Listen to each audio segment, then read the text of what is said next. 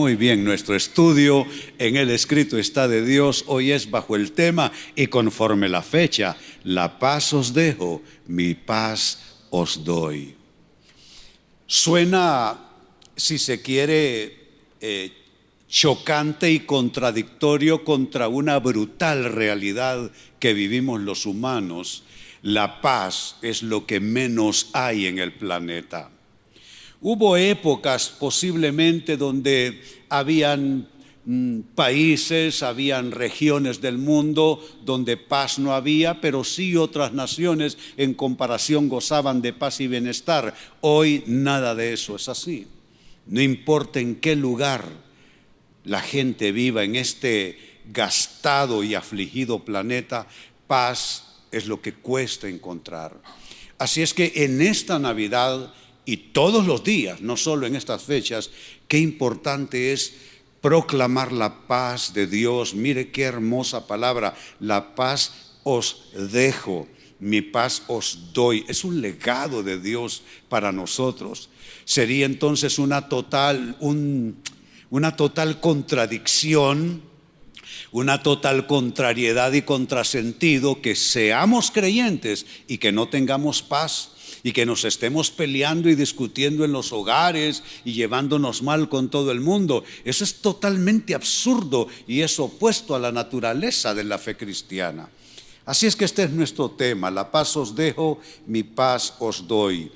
Y este tema nace de las palabras mismas de Jesús que se encuentran en el Evangelio de Juan, capítulo 14, versículo 27. Dice así esa porción: la paz os dejo, mi paz os doy, no os la doy como el mundo la da. Eso es importante, porque hay mucho fraude de mal llamada paz, que solo es maquillaje, que solamente es ropaje, que solamente es disfraz, que solamente es careta. No la doy, dice, como el mundo la da. Esto ya debe ser un mensaje claro para ti. Nunca el mundo te va a dar la paz, nunca, absolutamente no. Que puedes tener buenas relaciones, sí, que puedes tener buenos momentos, posiblemente, pero la paz en el sentido más estricto de lo que esto significa, el mundo nunca, jamás te lo podrá dar. Así es que dice el Señor: la paz os dejo, mi paz os doy, no os la doy como el mundo la da. Y mire qué interesante: no se turbe vuestro corazón ni tenga miedo, porque es una cosa o es la otra. O estás invadido por miedos, o hay gran turbación en tu espíritu, o tienes paz, porque no pueden cohabitar en el mismo espíritu, no puede cohabitar en el mismo vaso la turbación de ánimo, los miedos, que el miedo representa todo aquel desarreglo interior que nosotros los humanos experimentamos. Pero dice: no se turbe vuestro corazón ni tenga miedo. Cuando caigo en tentación de sentirme afligido, de sentirme conflictuado en mi persona, en mi entorno de vida, vuelvo a recordar estas palabras: no se turbe vuestro corazón ni tenga miedo. Y para que eso suceda, la paz de Dios tiene que alcanzar nuestras vidas. Y te digo algo, un consejo así de golpe: tu paz no te la da ni una sola persona. Que amamos gente al lado nuestro, sí. Aquí tengo una pareja muy querida, el hermano René y su esposa. Son un gran ejemplo también de matrimonio. Siempre bien pegaditos, andan bien juntitos. Tenemos gente amada. Aquí está mi amada esposa, 50 años de vida matrimonial. Y qué lindo tener gente a quien amar y gente a quien te ame. Pero no te engañes, la paz de Dios es otra cosa. Tu paz no te la da una persona. Así es que si tú estás ya días orando que se te arregle una relación, o que algo por ahí estaba desacomodado en tu vida, sí que se arregle, sigue pidiendo, pero no te engañes pensando que tu paz es eso. Tu paz viene del Señor, Él es tu paz. ¿Dónde están aquellos que saben cuál es la fuente, el origen de la paz? Y bueno, ¿cómo se diferencia la paz de Dios con la paz que el mundo da? Porque si Jesús dice: no os la doy como el mundo la da, significa que el mundo siempre tiene ofertas. El mundo siempre tendrá ofertas. ¿Cómo se diferencia la paz de Dios con la paz que el mundo da? Al menos hay tres formas en que se diferencian. Uno, la paz de Dios no es producto de pactos humanos ni de negociaciones terrenales. Nunca la paz es producto de una negociación y de pacto entre nosotros los humanos. Número dos, otra diferencia, la paz de Dios no es resultado de la guerra y el conflicto, donde la paz de uno resulta en la derrota de otro. Mire lo que está pasando en importantísimas naciones del mundo: Rusia, Ucrania, Israel, no contra el Estado de Palestina, Israel, aclaro, sino contra Hamás, que son terroristas y que ellos mismos tienen secuestrados a los palestinos allá en la franja de Gaza. Pero mire, son naciones importantes con una historicidad enorme. Pero ¿qué sucede? La gente espera que alguien salga ganando para que haya paz. Pero la paz de Dios no es así. No es resultado de que alguien gana y otro pierde. No es así. Y en tercer lugar, otra diferencia de la paz de Dios con la paz que el mundo da es que la paz de Dios no viene de fuera hacia adentro, sino de dentro hacia afuera. La paz es algo que nace en tu corazón. La paz es algo que germina dentro de ti. Y la paz de Dios no tiene nada que ver con el conflicto externo que tengas. Quizá tú tienes un entorno de vida dificultoso, pero la paz de Dios no se circunscribe ni se deriva de lo que esté pasando a tu alrededor. Tú puedes estar en medio de gente muy conflictiva, tú puedes estar en medio de crisis en tu escenario de vida, pero aún así tener la paz de Dios. Y puedes tener todo supuestamente en orden y estar en conflicto por dentro, porque la paz es algo que viene de dentro hacia afuera y no de fuera hacia adentro. Y con esa explicación, la gran pregunta: ¿cómo viene la paz de Dios a nosotros? Porque la puerta la tienes tú y la llave la tienes tú. Él te ofrece la paz. La paz os dejo, mi paz os doy. Eso no lo podemos nosotros traer como un aporte, eso es algo que recibimos de Dios. Somos receptores de la paz de Dios, no fabricantes de la paz de Dios. Simplemente la recibimos como un don. Pero eso sí, aunque la paz de Dios la recibimos, la llave la tienes tú y la tengo yo. La puerta la abres o la mantienes cerrada tú. Entonces, ¿cómo viene la paz de Dios a nosotros? Tres respuestas, sencillas pero contundentes. La primera, la paz de Dios viene si hemos recibido el perdón divino. Y noten ese corto vocablo de apenas 2 letras, sí. Es una palabra condicionante, no es afirmativa. Hay un sí de afirmación, este es un condicionante. Si recibes el perdón de Dios, entonces tendrás paz. ¿Y qué es lo que te lleva a recibir el perdón de Dios? Un corazón arrepentido. Dice la palabra: el corazón contrito y humillado no despreciarás tú, oh Dios. Dice la palabra que si decimos que no tenemos pecado, nos engañamos a nosotros mismos y la verdad no está en nosotros. Pero si confesamos nuestros pecados, Él es fiel y justo para perdonar nuestros pecados y limpiarnos de toda maldad. Entonces, ¿hay alguien que sea tan absolutamente santo, tan absolutamente consagrado, tan absolutamente santificado que nunca cometa un error? No, esa persona no existe.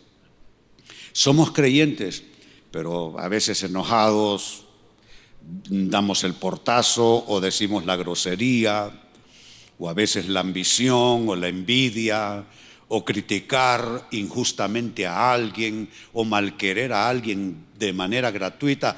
¿De cuántas maneras podemos nosotros pecar?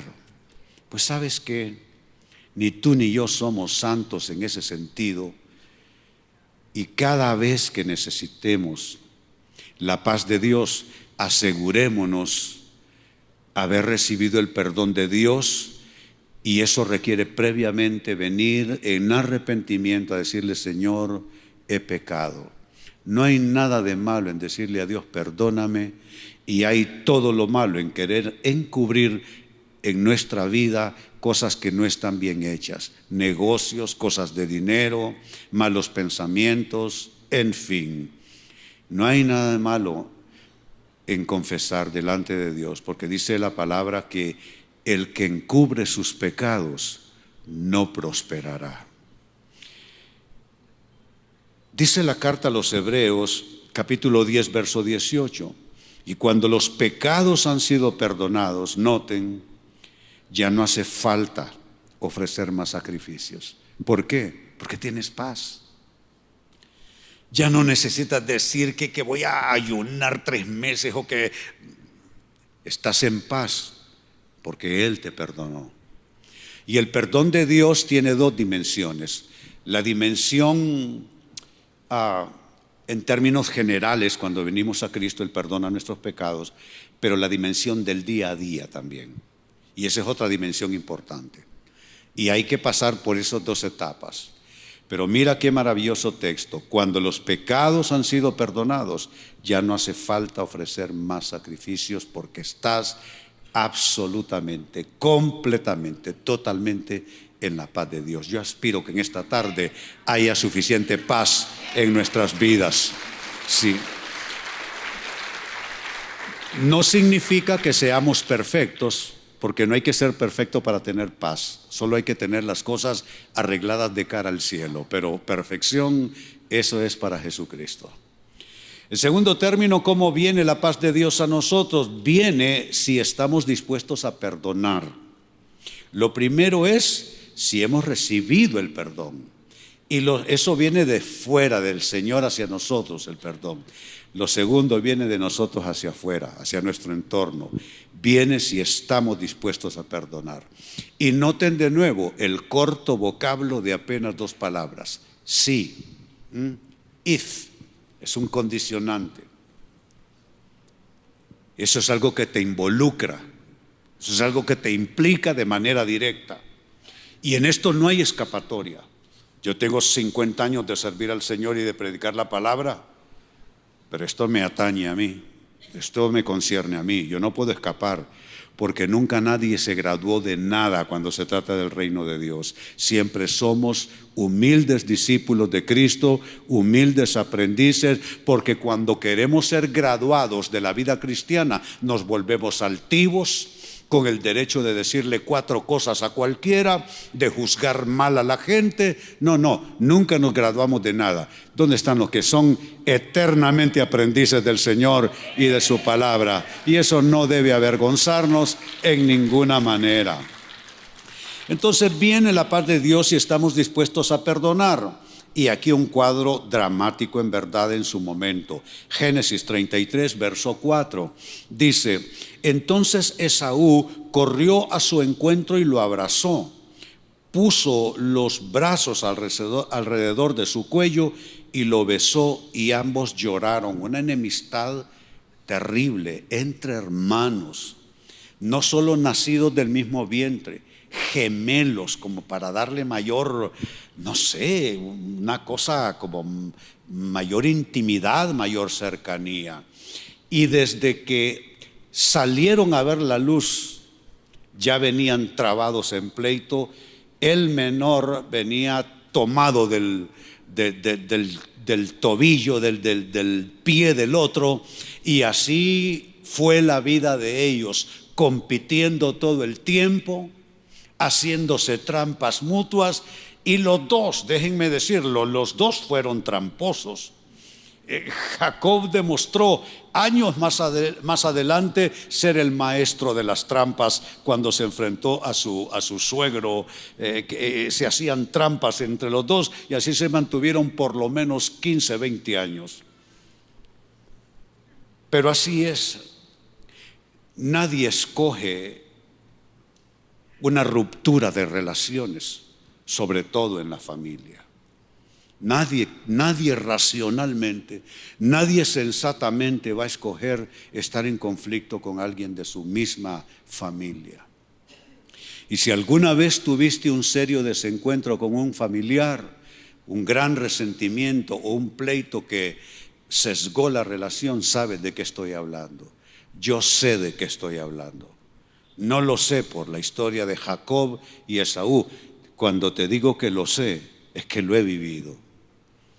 Y eso es totalmente un infortunio, tener una ruptura a ese nivel. Y eso es lo que vivieron estos dos muchachos. Pero se hicieron mayores, crecieron en adultez, en experiencia de vida, desarrollaron carácter y supieron ambos que tenían que resolver esto. Y es lo que estamos encontrando. Dos personas que nunca se llevaron bien desde su nacimiento, estuvieron dispuestos a perdonar.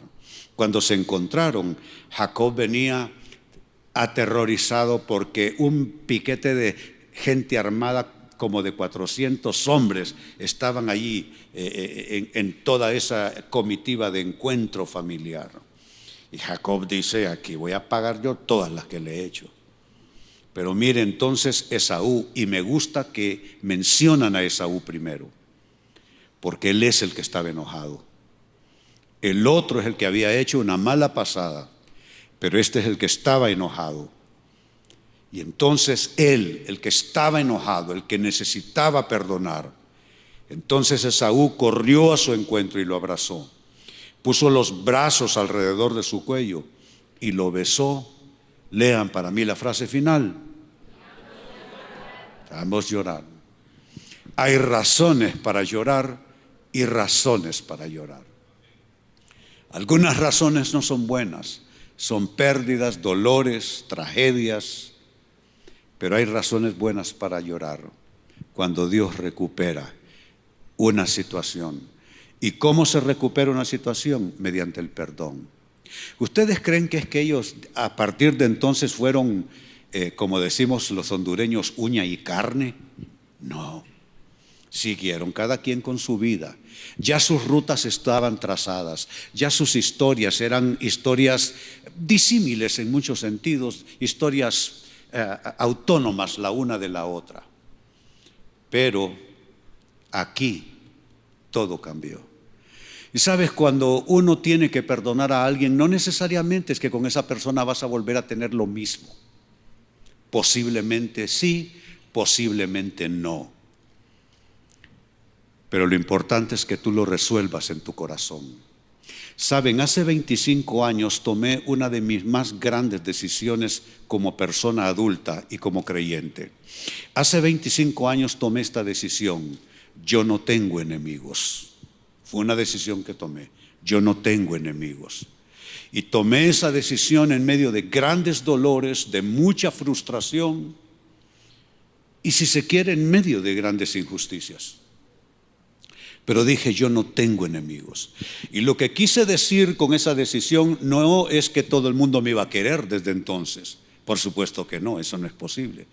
Lo que yo quise decirme es que no importa cuánta gente tuviese problemas conmigo, yo no iba a tener problemas con nadie. Que quieran ser enemigos todos los que quieran, un ejército si quieren. Pero yo, René, no tengo enemigos. Te doy un consejo, toma la misma decisión. Toma la misma decisión. No tienes enemigos.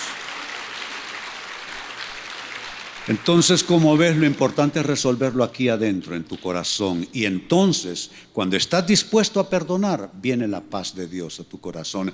Esa paz que Jesús nos dejó con legado, como un legado, entra como aguas caudalosas en tu corazón. Y en tercer lugar, ¿cómo viene la paz de Dios? Viene si en obediencia a Él buscamos reconciliación. Que eso es muy familiar con el aspecto anterior. Buscar reconciliación. Dijo Jesús, Evangelio según Mateo capítulo 5 versos 23 y 24. Por tanto, si estás presentando tu ofrenda en el altar, noten que Dios nos habla cuando venimos a la iglesia. Qué importante es venir a la iglesia y hacer esa inversión de vida, porque allí Dios nos va a hablar. Dios nos puede hablar en todo lugar, en todo momento, en la casa, manejando el auto, en el trabajo. Dios te puede hablar en todo lugar, pero qué importante es cuando tú entras en esa comunión con Él en un lugar específicamente como es la reunión de iglesia. ¿Y qué es lo que pasa allí? Dice, si estás presentando tu ofrenda en el altar y allí te acuerdas que tu hermano tiene algo contra ti, deja tu ofrenda allí delante del altar y ve, reconcíliate primero con tu hermano y entonces ven y presenta tu ofrenda. ¿Por qué puso el ejemplo así? ¿Por qué no dijo cuando estés orando? ¿Por qué no dijo cuando estés cantando? ¿Por qué dijo cuando estés ofrendando? Porque cuando uno está ofrendando uno se siente bueno. Uno se cree buena gente. Hombre, ¿cómo estoy ofrendando aquí? Entonces, ¿qué te está diciendo? Que cuando te estés creyendo bueno, ahí el Espíritu Santo te va a recordar que si hay alguien que tiene una factura que lleva tu nombre, tú tienes, al menos de tu parte, ir y reconciliarte con esa persona. Puede ser que esa persona no quiera, pero ya hiciste tu tarea, ya cumpliste tu asignación. Posiblemente tú y yo podemos pensar en gente que no nos mastica bien, gente que le duelen las muelas, los oídos, cuando se menciona nuestro nombre, pero no importa. Eso ya es un problema de otra persona. Eso no está para nosotros resolverlo. Cuando dice la palabra reconcíliate tú, no significa que la cosa se va a soldar y se va a reparar. Posiblemente sí, posiblemente no. Lo importante es estar uno bien y saber que uno es un agente de reconciliación. ¿Y sabe cuál es la diferencia entre el perdón anterior y la reconciliación ahora en este aspecto? Que la reconciliación requiere humillarse. Porque eres tú que tienes que ir donde la otra persona. Y tal vez tú tienes la razón. Y tal vez esa persona te hizo una cosa muy fea. Pero como eres creyente y eres discípulo del Señor, entonces tú, aunque se supone que te vas a humillar, y puede ser que esa persona lo interprete como así te quería ver, ¿verdad? Me estás dando la razón. No, la razón siempre va a estar de tu lado. Pero te vas a humillar. Y aunque tengas la razón de tu lado y el Señor te va a estar aplaudiendo mucho, teniendo la razón, te humillas y buscas a esa persona y le dices, ¿sabes qué? No quiero tener enemistad contigo, a saber cómo es que esto lo manejamos tan mal, pero lo que sí te quiero decir es que yo estoy reconciliado y quiero estar reconciliado, de ahí en adelante, allá tú. Ya de ahí en adelante es tu asunto. Y final, no, 3, según yo eran 4, quisiera que fueran 6, pero bueno. Entonces son 3 maneras, 8, ¿verdad? Hay 3 respuestas a una pregunta sencilla pero crucial, porque no todo el mundo tiene paz. ¿Cómo viene esa paz de Dios a nosotros? 3 maneras cómo viene. 1, viene si hemos recibido el perdón divino. 2, viene si estamos dispuestos a perdonar. Y 3, viene la paz si en obediencia a Dios buscamos reconciliación. ¿Cuántos quieren la paz de Dios? Y una pregunta todavía mejor, ¿cuántos tienen la paz de Dios? Sí, así es, así es. Aleluya. Pues gócense, gócense. Muy bien, les invito a ponerse en pie, vamos a orar. Dios es bueno y solo bueno. Padre, te doy gracias. Señor, la Navidad es algo más que regalos en intercambio.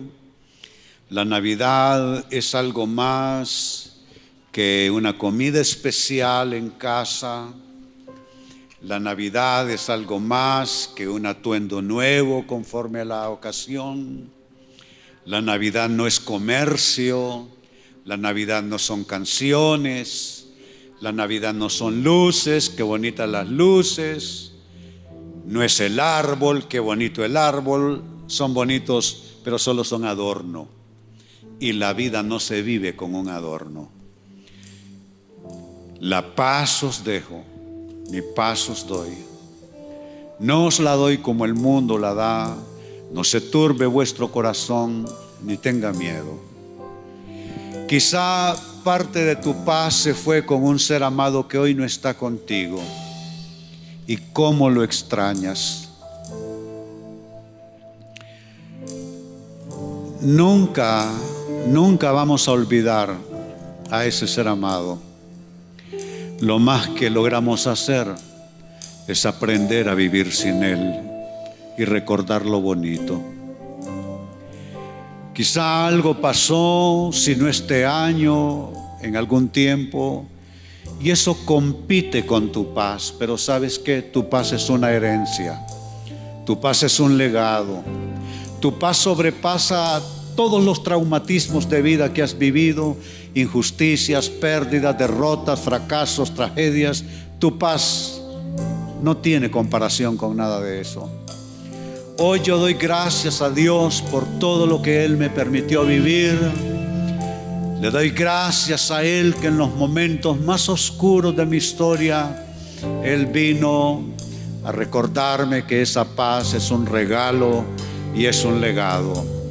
Hoy celebramos al niño Jesús anticipadamente, su nacimiento, que nos recuerda a un Dios que se hizo carne, un Dios que no nos visitó con carruajes de ángeles, con miríadas de ejércitos celestiales, sino que nos visitó en la vulnerable forma de un bebé, acostado en un pesebre. No tuvo ni siquiera una cama, un cuarto bonito pintado para Él, en un pesebre maloliente.